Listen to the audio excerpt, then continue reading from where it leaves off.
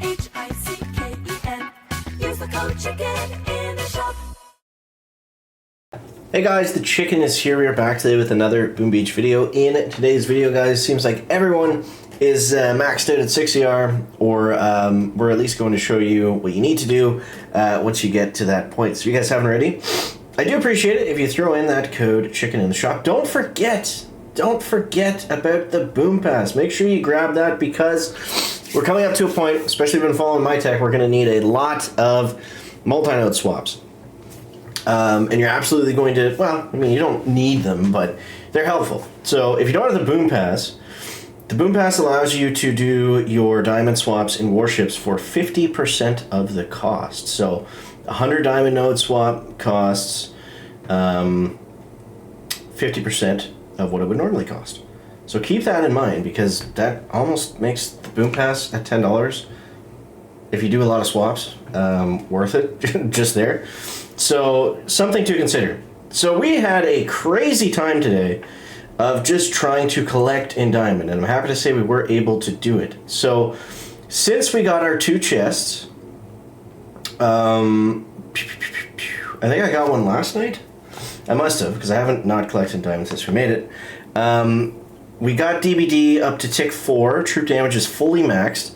Now, I will say, I haven't played yet with DBD at tick 4. Before it was just tick 1, so I had 60. Now I have 90, I think is the math there. We're going to skip the Firebrand. If I haven't talked about this before, the Firebrand guy sucks. Don't get him. He's essentially useless. He himself is pretty weak, but I guess being able to control 2 boats of bombers might be helpful. But for 24 keys, we don't need him right now. And yes, the bomber boost would be okay. It's only 1 level. So you see right here, it increases the health and damage a little bit. It's not really that much. All that stuff is going to be better spent on heavy choppers. And also the Zuka fan. Or fanboy, I guess he's named now. So 70R building health. I did face a ton of 7s today. Some heavy choppers. I might actually still have them in the log. I'll know exactly which one that is actually if I see it. 228. It's this guy. So I'll show you guys this just because it's interesting. So he had 80 building health, 110 troop damage, and he had heavy choppers and lasers. So I want to show you this just because it's kind of cool. And then we'll go over the real hits and that kind of thing. But yeah, we faced a lot of 7s today. The 7s are tough to beat because they usually have something that gives them a very fast attack. Whether it's this, or it's just straight up heavy choppers and bombers, or it's heavy chopper rush. All of the 70R guys have really, really fast attacks. And the 70R base, it does go down pretty easily, I will say. So just something to consider when you're thinking about going 7. I don't think making the jump, I think 70R being a trap is definitely going to be a thing again this season. So just keep that in mind. And I mean, this guy didn't have to do much here, and he got a pretty good, easy free clear. I'll show my hit on him because I felt like it was decent.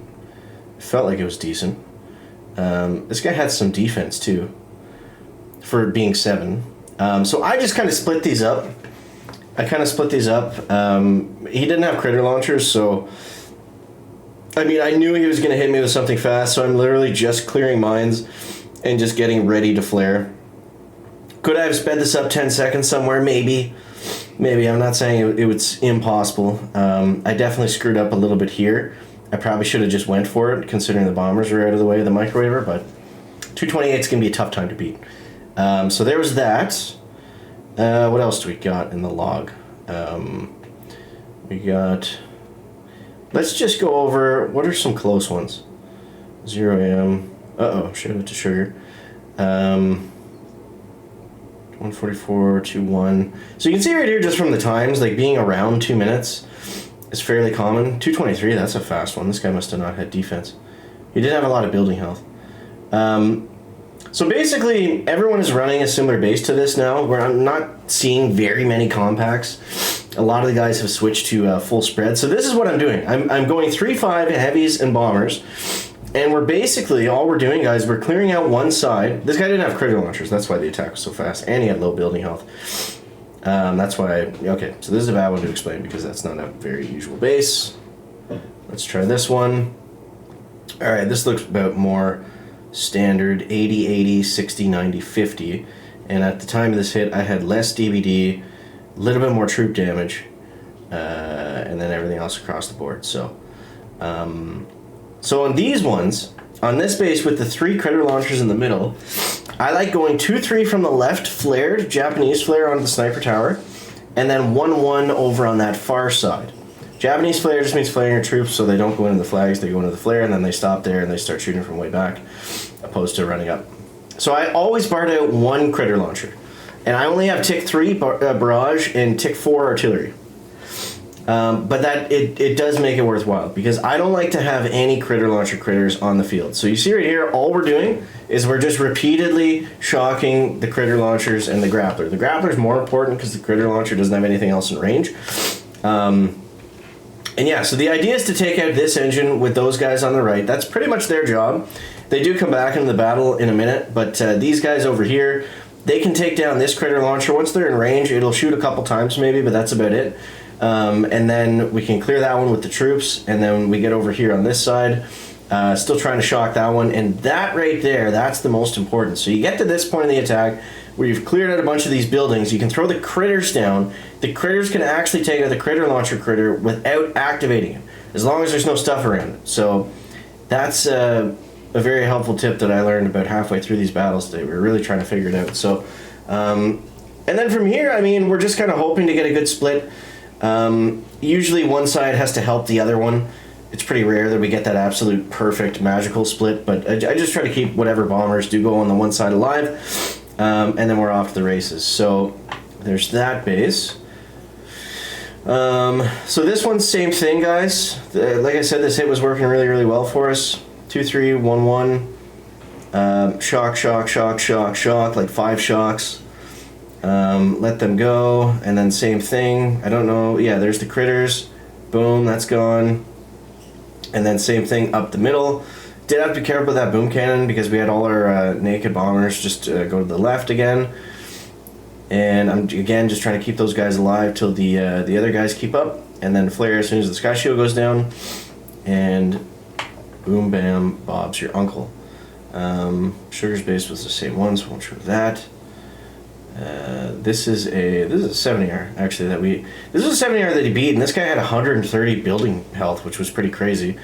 So I'll just throw this in 4-speed here. So what I did with this one, I was like, okay, I can't just go straight at it. We have to split drop a little bit. We got to move them around the screen and around the deck. So I was looking at it and I was like, okay, as long as we get this engine over here, that's the only one that's going to pull them away.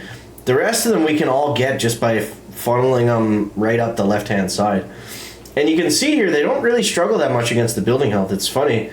This has to be one of the only seasons where having that massive amount of building health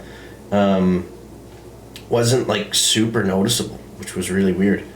So then we go this way, and then it's all about, with all these attacks, guys, regardless of the base, it's all about that aggressive flare. Don't be worried about fizzling. You can't afford to be with how fast these hits are. I do want to see what he did with us. I think he might have just raced the building health because he didn't have a lot of anything. Oh, his Everspark died right away. But he didn't have troop damage, didn't have GBE. I don't know, that was a weird one. It was very strange. I think he was hoping the building health would be a lot better than what it was. So tech-wise, we already went over everything. At this point, we're just saving for 7. So just trying to hang on to Diamond, stay in 7. We went over the cluster bases the last couple days on how to hit them. So today I want to focus more on the spread bases, and that's what we did. So I hope you guys enjoyed. I'm waiting until next chest time before I jump back in. Because I shouldn't have said yesterday that the season was like, oh, it's not stressful. It's actually like pretty relaxed and average. And then today was like the hardest push like to Diamond ever. It was crazy. I kept getting so many mismatches, dude.